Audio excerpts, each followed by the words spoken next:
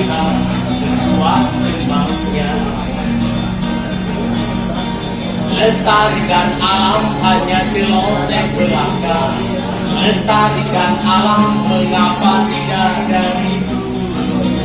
Oh mengapa? Oh jelas kami kecewa menatap rimba yang dulu perkasa. Kini tinggal cerita pengantar lelap si buyung. Rencana ilusi selalu datang menghantui tanah kering dengan banjir datang itu pasti.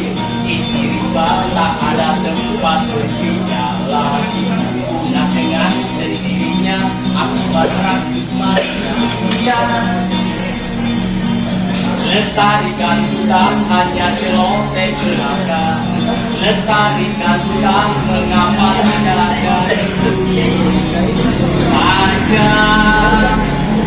Oh jelas kami kecewa dengan gergaji tak pernah berhenti. Demi kantong pribadi tak ingat rezeki generasi nanti.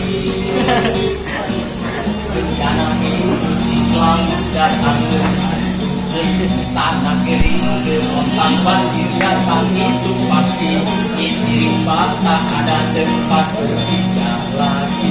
Punah dengan sendirinya akibat ratus manusia. Rencana ilusi selalu datang menghantui tanah kering gelombang banjir datang itu pasti. Isi rimba tak ada tempat berpindah lagi. Punah dengan sendirinya akibat ratus manusia.